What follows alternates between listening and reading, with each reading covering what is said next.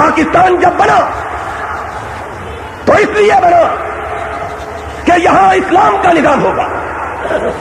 لوگوں نے قربانیاں دی, چھوٹے چھوٹے معصوم بچے, اور آج نئی نسل اس بات کو بھول چکی ہے. وہ لوگ جو مشرقی پنجاب سے ہجرت کر کے آئے وہ اس بات کے گواہ ہے کہ لوگوں نے اس ملک کے بنانے کے لیے کیا کچھ کیا تھا. لوگوں نے اپنے معصوم بچوں کو سکھوں کی کرپانوں پر رقص کرتے ہوئے دیکھا.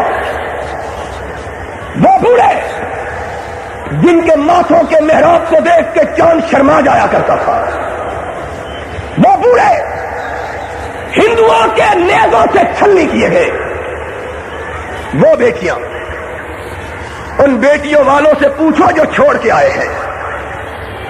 وہ بیٹیاں جن کے چہروں کو کبھی آسمان نے بھی نہ دیکھا تھا, سرے بازار رسوا ہوئی. باپوں کے سامنے بیٹیوں کی عصمتیں لوٹی گئی, بھائیوں کے سامنے ان کی جوان بہنوں کو بے آبرو کیا گیا, بچوں کے سامنے ان کی ماں کے سروں سے چادریں چھینی گئی. کس کے لیے؟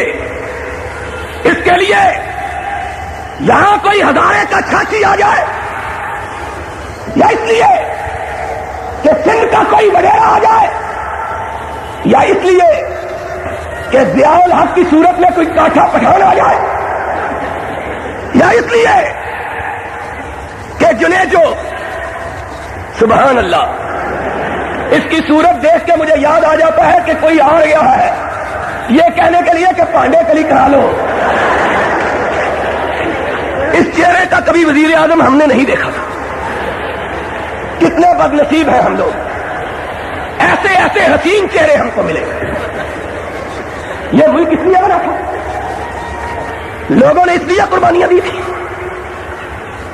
اس لیے لوگ اپنے گھروں کو چتاؤں میں تبدیل کر کے آئے تھے کہ یہاں چند جرنیل, چند فوجی, اور فوجی بھی کون سے, جن کے سینے تمغوں سے بھرے ہوئے ہیں, 12 تمغے, ہلال جرس, تمغہ بصارت, ستارہ شجاعت, 12 تمغے جنرل کے سینے پر.